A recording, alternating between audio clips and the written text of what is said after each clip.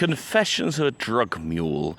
I only just spotted this series, it just caught my interest recently, and it's from, I think, July last year.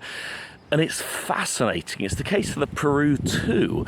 And I'll be honest, back when that happens, quite a few years ago now, was it 2011, 2012, whatever year it was, I actually don't know off the top of my head, I can't remember. It's fascinating. At the time, I'm like, no, you're drug traffickers. I work as a community pharmacist for several years. I see the harm that drugs do. In fact, I've been involved with them myself, and I've experienced firsthand the harm that they do. And so I was all for, execute them, shoot them, certainly lock them up, throw away the key. When I heard about this case and their excuses, we were made to do it, we were forced to do it, I just laughed it off.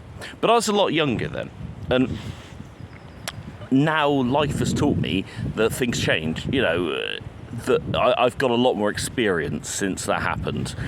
And I have a different view now from watching this documentary and listening to Michaela McCullum, who is one of them. I think, is she? I think she's a Scottish one. One's Scottish, one's Northern Irish. I get a bit muddled because they've dyed their hair and stuff and they look different to what they did because we're 10 years on. It doesn't really matter. I have a very different view now because I see now how they were roped into it and how, in reality, they were victims.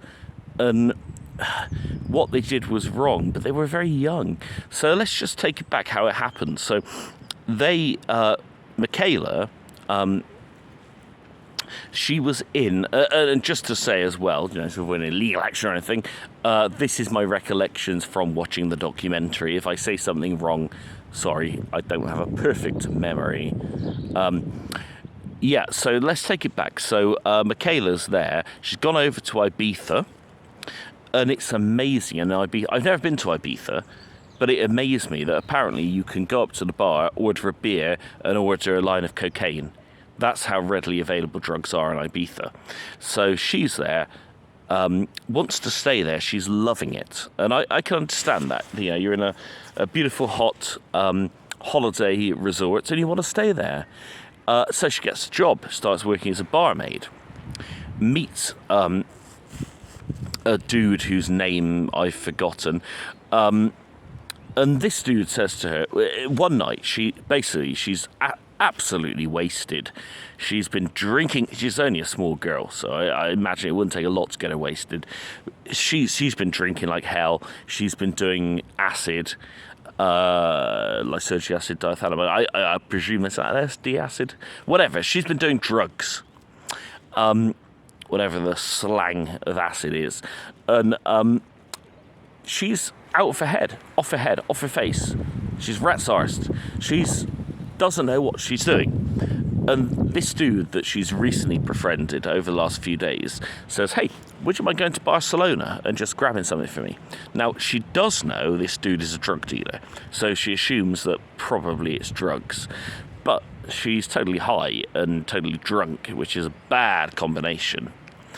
And she says, yeah, I'll do it. She was offered, I think, $5,000, not... and she was only on less than the UK minimum wage working in the bar. She desperately wants to stay in Ibiza because she's loving it so much, having so much fun. And so, yeah, the chance of $5,000, that's going to, pay her rent for a few months. She says, yeah. Anyway, subsequently, the drug dealer friend, who she trusts, says, yeah, okay, great, I'll book you a ticket. So he books some tickets for her. Next thing she knows, she's off to Mallorca. And she's been told, actually, you're going on to Lima. Now, she gets a bit muddled at this point because she was told she was going to Barcelona, and all she'd have to do is just internal travel within Spanish possessions. All she had to do was put some stuff in her bag, take it back, rah-de-rah, no big deal, all internal travel, not much custom checks, But anyway, the dude says, actually, no, you're going to go on to Lima. This was funny when I listened to it. She said, well, I didn't want to seem like I was dumb, so I pretended I knew where Lima was. I thought it was just another town in Spain. Of course, Lima is the capital of Peru, South America. This is not just another town in Spain. But it's kind of funny that she didn't want to appear dumb to the drug trafficker. But hey, I can understand that. And let me just say now, she comes across as very honest in all of this. I don't think she's lying at all. I believe every word she says. She comes across as she's just telling it all, telling it like it was. Anyway, goes on a flight to Mallorca. And in Mallorca, she meets up with the other girl, whose name you can Google. The other girl seems a little more experienced. Maybe she's done this before, maybe not. But either way, the other girl does not seem quite so panicked and stuff. But they meet up, and they're told to stay in a flat. And they have a minder. They have a dude there that's a minder. And this dude appears a bit scary. But he does occasionally go out to make phone calls. Just by having a mobile phone and a home telephone, he goes out and uses a payphone when he makes his phone calls, which they thought was interesting. They kind of are picking up here. This is a bit shady. As you do, they nosed around his house that they were staying in when he went out, and they found a drawer full of guns. Now, I have a drawer full of guns, but mine are not real ones. They're just air guns. These were real weapons, serious artillery. And at this point, Michaela gets very panicked. She realises she's in deep. And this is the point where, in my opinion, they turn from being criminals planning a criminal enterprise to make $5,000 into being victims. Beyond this point, I don't really know what they could have done. In their minds, and I think in reality, from this point on, their lives were in danger if they had not continued with the criminal enterprise, the smuggling. Anyway, stay there for a bit. Then they're flown out to Peru on separate flights. In Peru, they're hanging around there. They're forced to go on bus trips and stuff. They keep getting texts from a dude who called himself Mateo, who I can't remember who that is, but it's one of the random drug dealers back in Ibiza, who's in charge of this stuff. And he keeps texting them saying, look normal, enjoy yourselves, it's a load of fun. And they're thinking, I hate this country. And I understand that. I've been to Cuba, and it's like stepping back into the 1800s, really, when you go there. Not the resort we stayed at, but in terms of going to see the mainland and looking at the sites and the factories and the cities and the towns, it really is like stepping back into the past. And I'm sure that may be similar in Peru. I don't want to diss any Peruvians listening, not that there will be, but But I can understand. They went on a bus trip, and all the time they're texting saying, we hate this, can we just go back, let's just go back to the city, go back to Lima, I don't like this at all. He's like, no, you've got to look normal. And Michaela kind of laughs, really, because all the other people on this bus trip are paying good money to go on this trip, and they're being forced to go on it against their will. They were young. They didn't have an interest in foreign cultures, and I get that. When I was younger, there are so many questions now, as an older person, nearly 40, that I wish I'd asked people that are sadly no longer on this earth. So, there were things I wish I'd done when I was younger and I had the opportunity to and didn't. The questions I would have asked those veterans and so on. But I don't want to digress there. Anyhow, they get a text suddenly from Mateo saying, it's now. Go out in the street. They go out in the street. They've been told to expect one package, and they've been told, you stick that in the left-hand side of your suitcase. Because the officers at the airport, some of them, one or two of them, are obviously in the pay of the dealers, the smugglers. And so if you put it in that left-hand side pouch, you'll be fine. The problem was they had 20 packages and only one fits in the left-hand side pouch. And so Michaela immediately texts back saying, look, there's loads of the stuff. And he's like, well, do the best you can, put clothes around it. Great. So they fill the suitcases with all this stuff, not in the secret position where it's going to be overlooked by the corrupt airport guard. It's filling the suitcases. And apparently then, a day or two, whatever, later, they go to the airport. They can barely carry the things. These girls are both slight. They're not big, bulky people. They're young and they're slight. And these suitcases are damn heavy, full of cocaine. It's been disguised, incidentally, as porridge. It looks like packets of porridge, which worked very well in terms of the sniffer dogs. The sniffer dogs apparently didn't alert at all to it because it was correctly sealed. But anyway, they get there, they somehow lug these things onto the conveyor belt, and all the time, the other girl, whose name I'm not going to say, she seems a little more hardened, not panicking, not doing much, behaving normally. Michaela, the girl in the documentary, she's panicking. She goes to the toilet, spends 20 minutes in there just thinking, what the hell am I doing? Thinking, can I phone my mum? But the problem at this point is, let's say, and this was what the prosecutor asked later, why didn't you just go to us? Go to the police and say you've been forced to transport cocaine. The problem is this, in her mind, if I go to them, what if they're in the pay of the smugglers?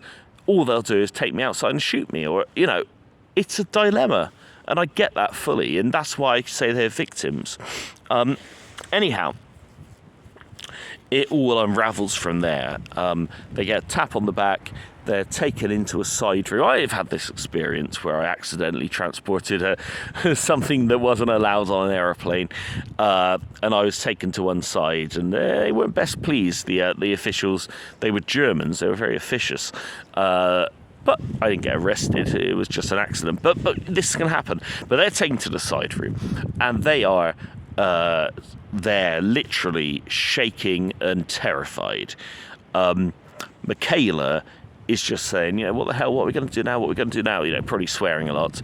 Other girl, whose name I'm not going to say, apparently didn't utter a word, which is actually good advice.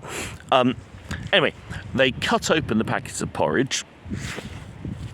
They test them with one of these field tests, probably looking, probably based on acidity and stuff. Obviously cocaine is a weak base.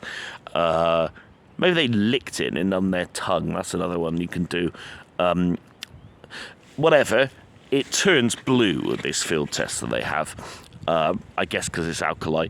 And suddenly there are great shouts of coca, coca, coca. It's cocaine.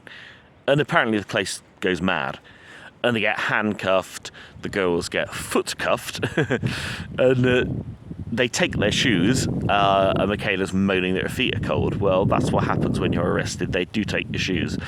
Funny enough, last time I was arrested, I was asked. I asked them, "Why have you taken my shoes?" They said, "Well, it's because you could hang yourself with your shoelaces." I said, "I don't have shoelaces. My shoes slip on." They still haven't given my shoes back. But anyway, whatever. And this is what I thought was really unfair as well. They were interrogated, and they've played some of the interrogation in the documentary, and the interrogator clearly couldn't speak English. The girls were trying to say we were forced, we were under coercion, and the interrogator doesn't understand a word. It was really, really unfair, because they had a very good case. They made a bad decision, at least Michaela did, when she was high and drunk, to say yeah, and she did get on that flight. But beyond that, the moment she got to Ibiza, if she'd have done anything other than what she was told to by the Mater dude, I'm sure, at least if I was her, I'm sure, I would have been murdered. As to whether that would have happened, probably not. But, it's that anticipation of what could happen. It was really awful. Anyway, so, and the other thing was, and this is what annoyed me, they were talking to one of the prosecutors, and they said they were like 300 tons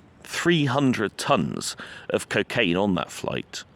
And the only reason that you guys, or those girls, I should say, he wasn't talking directly to them, the only reason those girls were arrested was they were kind of a distraction, like a little tidbit, to the police, because they're all corrupt, they're all in the pay of the cartels, and so the police have to look for the politicians like they're doing something. And so occasionally they'll throw them a bone. They'll throw them a couple of girls. And that was all it was. Maybe Matteo didn't know. I think he did want his cocaine.